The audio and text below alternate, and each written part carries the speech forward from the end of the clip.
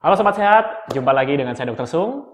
Pada video kali ini, saya akan membahas topik yaitu apa tanda dan gejala demam berdarah.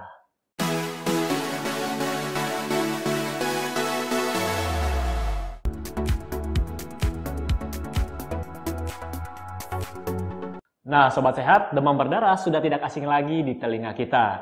Akhir-akhir ini sering dibicarakan di media-media cetak, di media televisi, tentang banyak sekali mereka-mereka yang menderita demam berdarah. Nah, kita tahu sekarang Indonesia sudah masuk ke musim hujan. Nah, di mana kalau musim hujan, itu adalah musim yang sangat baik untuk perkembangbiakan nyamuk. Kenapa? Karena banyak sekali wadah-wadah yang dapat menampung air. Akhirnya nyamuk dapat bertelur di sana dan dapat berkembang biak.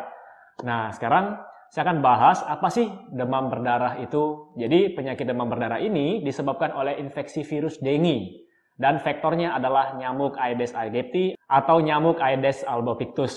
Nah, nyamuk Aedes aegypti ini biasanya yang menggigit manusia adalah yang betina. Bukan karena si nyamuk betina ini genit, tapi nyamuk betina ini membutuhkan protein yang bersumber dari darah manusia atau darah binatang mamalia lain agar dapat bertelur dengan baik. Jadi, si nyamuk ini membutuhkan zat gizi juga ya dari darah manusia, dari darah mamalia.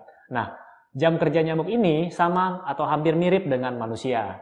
Jadi jam kerja nyamuk ini mulai dari jam 9 pagi sampai sore.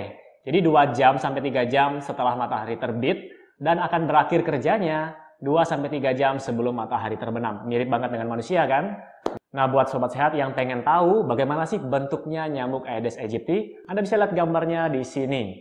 Jadi tubuhnya khas memiliki loreng atau corak hitam putih ya, jadi bintik-bintik putih seperti apa ya? Seperti macan tutul mungkin, tapi ini dalam bentuk nyamuk ya. Nah, bentuknya ini khas, bentuknya kecil, kemudian dapat menginfeksi tubuh manusia, menyebarkan virus tadi namanya virus dengue. Dan biasanya tinggal di tempat yang teduh. Nah, siapa di sini yang tinggal di kos-kosan atau di rumah suka gantung baju dan mungkin 1 minggu atau 2 minggu di dalam kamar dan tidak dicuci. Nah, itu juga bisa menjadi sarang bagi nyamuk ya. Nah, untuk nyamuk yang satunya lagi adalah nyamuk Aedes albopictus. Anda bisa lihat ini gambarnya ya. Nah, perbedaan nyamuk Aedes aegypti dengan nyamuk Aedes albopictus, di mana nyamuk Aedes albopictus ini lebih suka di luar ya, sedangkan nyamuk Aedes aegypti lebih suka di dalam ruangan. Jadi itu aja perbedaannya, tapi kedua nyamuk ini dapat menyebarkan virus dengue ya. Tapi ini hanya sekedar info buat Anda semua. Jadi pada saat digigit nyamuk, Anda tidak perlu teliti dilihat nyamuknya ini nyamuk apa ya. Sebaiknya langsung diusir saja. Nah, di sini sobat sehat saya sudah mendapatkan data mengenai penyakit demam berdarah. Saya akan bacakan untuk Anda. Jadi menurut data yang dihimpun Kementerian Kesehatan Republik Indonesia, demam berdarah telah menjadi penyakit endemik di Indonesia sejak tahun 1968. Nah, sejak itu penyakit ini menjadi salah satu masalah utama di Indonesia dengan penyebaran dan jumlah penderita yang cenderung meningkat setiap tahunnya. Jadi sepanjang 2017 diketahui ada sekitar 59.000 kasus demam berdarah di seluruh Indonesia dengan lebih dari 400 kasus diantaranya berakhir dengan kematian. Karena jumlah penduduk yang juga banyak, jadi di sini ada Provinsi Jawa Tengah dan Jawa Timur menyumbang kasus demam berdarah atau DBD terbanyak untuk tahun 2017, yaitu lebih dari 7.000 kasus di masing-masing provinsi. Nah, itu tadi adalah data dari tahun 2017. Lalu apa saja tanda dan gejala klinis dari penyakit demam berdarah ini? Nah, yang pertama dari gejala klinis, biasanya pasien akan menderita demam tinggi 2-7 hari yang tidak khas, jadi tidak tahu penyebabnya apa, tiba-tiba panas, ya, bisa suhunya mencapai lebih dari 40 derajat Celcius dan disertai gejala-gejala seperti sakit kepala, mual muntah, kemudian nyeri sendi, nyeri otot, jadi badan semua rasanya sakit semua, lelah, nafsu makan hilang, ya. Kemudian ada juga nyeri di pada belakang mata. Nah, itu tadi adalah gejala yang dirasakan oleh pasien. Lalu terdapat manifestasi perdarahan. Jadi manifestasi perdarahan ini kita bisa tes dengan uji tourniquet atau uji bendung, ya. Uji bendungnya positif. Kemudian terdapat teki atau bintik-bintik merah di bawah kulit. Kemudian pada beberapa pasien juga mengalami perdarahan pada mukosa, kemudian epistaksis atau mimisan. Kemudian bisa juga mereka mengalami muntah darah ya atau hematemesis dan melena, muntah darah dan BAB-nya ada darah. seperti itu. Kemudian saat diraba juga ada pembesaran hati. Kemudian yang terakhir adalah shock, di mana nadi mulai cepat, lemah, dan bahkan sampai tidak teraba. Nah, jika jatuh ke dalam kondisi shock seperti ini, tungkai juga terasa dingin ya. Jadi ketika Anda pegang kedua tangan dan kedua kaki terasa dingin, dan pada saat tes capillary refill itu akan melambat. Cara tesnya di ujung jari ya. Ketika ditekan harusnya cepat balik warna merahnya. Tapi ketika sudah jatuh ke dalam kondisi shock, capillary refill ini akan memanjang lebih dari 2 detik. Kemudian kita masuk ke pemeriksaan laboratorium. Siapa di sini yang pernah kena demam berdarah? Nah, pasti ketika Anda masuk ke rumah sakit atau Anda bertemu dengan dokter, dokter akan memeriksakan darah Anda ke lab ya. Tujuannya adalah untuk melihat apakah trombosit Anda turun.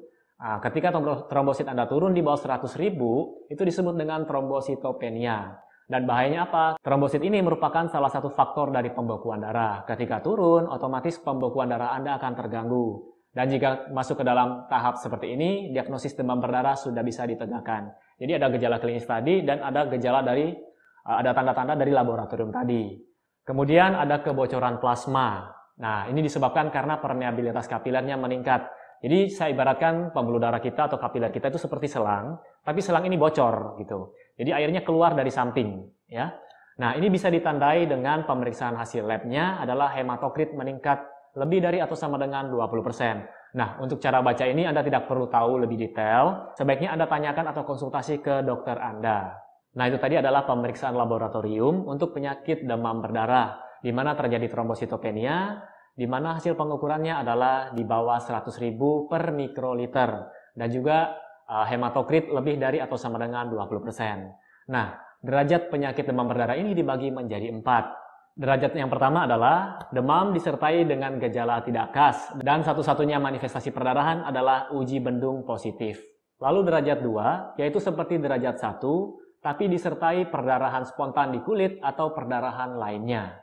Kemudian masuk ke dalam derajat yang ketiga, yaitu didapatkan tanda-tanda kegagalan sirkulasi, di mana nadi mulai lemah dan cepat, kemudian cyanosis, tangan tungkai dingin, kemudian terjadi penurunan tekanan nadi, dan anak mulai tampak gelisah. Kemudian kita masuk ke derajat yang keempat, di mana terjadi syok berat. Jadi ketika kita raba nadinya, sudah tidak teraba lagi. Dan ketika kita ukur tekanan nadinya, sudah tidak dapat diukur. Ya, jadi itu adalah 4 derajat dari demam berdarah dengue. Lalu apa bedanya dengan DD atau demam dengue? Nah, demam dengue ini lebih ringan dari demam berdarah dengue ya. Jadi gejalanya mirip dengan demam berdarah tadi, yaitu demam 2-7 hari disertai dengan minimal 2 gejala yang berikut ini, yaitu sakit kepala, kemudian nyeri sendi, nyeri otot, nyeri di belakang mata, mual muntah ya. Tapi tanpa disertai dengan kebocoran plasma. Nah, jika disertai dengan kebocoran plasma, itu disebut sudah masuk ke dalam kategori demam berdarah dengue. Nah, untuk penjelasan saya semua tadi, baik itu demam dengue atau DD, ataupun demam berdarah DBD, Anda bisa lihat kriterianya, tabelnya di sini. Ini merupakan standar dari WHO. Oke, semoga informasi tentang demam berdarah ini dapat Anda pahami, dan semoga informasi ini dapat bermanfaat buat Anda semua. Dan seperti biasa, buat Anda sekarang yang sedang mencari produk-produk kesehatan, Anda boleh kunjungi boxsehat.com. Nah, boxsehat.com ini merupakan salah satu e-commerce yang menyediakan produk-produk kebutuhan gaya hidup sehat. Oke, buat Anda yang menyukai video ini, silakan Anda klik like di bawah ini, komen di bawah, saya harus bikin topik apa lagi selanjutnya. Dan bagi yang belum subscribe, silakan Anda subscribe. Sampai jumpa di video saya selanjutnya. Salam hebat luar biasa.